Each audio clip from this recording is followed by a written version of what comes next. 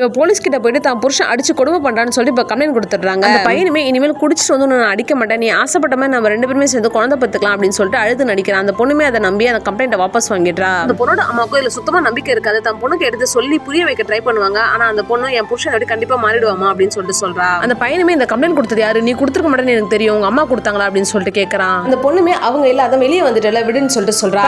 அந்த பையன் அந்த பொண்ணோட அம்மா முக்கிலே குத்திடுறான். அந்த பொண்ணோட அம்மாவும் கார் நிறுத்த சொல்லிட்டு இறங்கி தன் பொண்ணு கிட்ட நான் வேணுமா அவன் வேணுமா முடிவு எடுத்துக்கோ அப்படின்னு சொல்லிட்டு அங்கிருந்து போயிடுறாங்க. எப்பவும் போல ஒரு நாள் வேலை பார்த்துட்டு இருக்கான். அப்பன்னு பார்த்து பயங்கரமா வயிறு வலிக்குது, என்னன்னு சொல்லி டாக்டர் கிட்ட போய் டெஸ்ட் பண்ணி பார்த்தா நிறைய குடிக்கிறதுனால லிவர் டேமேஜ் ஆயிடுச்சு, இனிமேல் குடிச்சிங்கன்னா உங்க உயிருக்கே ஆபத்துன்னு சொல்லிட்டு சொல்லிடுறாங்க. வீட்டுக்கு போனா அந்த பொண்ணு பிரெக்னெண்டா இருக்குன்றத சொல்றா. பையனுமே நான் ப்ராமிஸ் பண்ண மாதிரி உனக்காகவும் நான் பாப்பாக்காகவும் இனிமேல் குடிக்க மாட்டேன்னு சொல்லிட்டு நடிக்கிறான். அதுவே அந்த பொண்ணு நம்பிடுறா. அந்த பொண்ணோட அம்மாவும் அந்த டெலிவரி பாயும் சேர்ந்து வீட்டுல சமைச்சு ஆன்லைன் டெலிவரி பண்ணிட்டு இருக்காங்க. அந்த பொண்ணுமே அவங்க அம்மா கிட்ட போயிட்டு அவ பிரெக்னெண்டா இருக்க விஷயத்த சொல்றா. அதை கேட்டதுமே அவங்க அம்மாவுக்குமே பயங்கரமா ஹாப்பி ஆயிடுது. இப்ப அந்த பையனுமே அங்க வந்து அந்த பொண்ணோட அம்மா கிட்ட சாரி சொல்றான். இப்ப எல்லாருமே ஒன்னா ஹாப்பியா இருக்காங்க. ஃபிளாட்ல இருக்கவங்களும் வந்து நீ மட்டும் தான் இன்னும் சைன் பண்ணாம இருக்க, நீ சைன் பண்ணா இந்த ரெனோவேட் ப்ராஜெக்ட் ஆரம்பிச்சலாம்னு சொல்லிட்டு சொல்றாங்க. ஆனா அந்த பையன் மேல கம்ப்ளைண்ட் பண்ணது யாருன்னு தெரியாம நான் இந்த ப்ராஜெக்ட்ல சைன் பண்ண மாட்டேன்னு சொல்லிட்டு சொல்லிடுறான். போலீஸ் கிட்டமே போய் விசாரிக்கிறான். இப்ப அந்த போலீஸ்மே அந்த டெலிவரி பாய் தான் கம்ப்ளைண்ட் பண்ணான்றத உண்மையை சொல்லிடுறாங்க. இப்ப அந்த பையனுமே அந்த டெலிவரி பாய் மீட் பண்ணி உனக்கு கல்யாணம் ஆன்டிங்களா தான் பிடிக்குமா அப்படின்னு சொல்லிட்டு மிரட்டிட்டு வரான். அந்த டெலிவரி பாயுமே அந்த பொண்ணுக்கு கால் பண்ணி உன் ஹஸ்பண்டுக்கு நான் தான் கம்ப்ளைண்ட் கொடுத்தேன்றது தெரிஞ்சு போச்சு, உன்னையும் என்னையும் தப்பா நினைக்கிறான்னு சொல்லிட்டு கால் பண்ணி சொல்லிடுறான். அந்த பொண்ணுமே பயத்துல என்ன பண்றதுன்னு தெரியாம போய் பாத்ரூம் போய் லாக் பண்ணிக்கிறா. அவனுமே அங்க வந்து அந்த பாத்ரூம் கதவை உடைச்சு அவ பிரெக்னெண்டா இருக்கான்னு கூட பார்க்காம போட்டு பயங்கரமா அடிக்கிறான். அந்த கொரியர் பையனும் எனக்கு தம்பி மாதிரின்னு சொல்லிட்டு சொல்றான். அதை கேட்கற அந்த பையனும் நான் அவனை பத்தி பேசவே இல்லையே அப்படின்னு சொல்லிட்டு அந்த படிக்கட்டுல இருந்து அந்த பொண்ணை தள்ளி விட்டுட்டான்.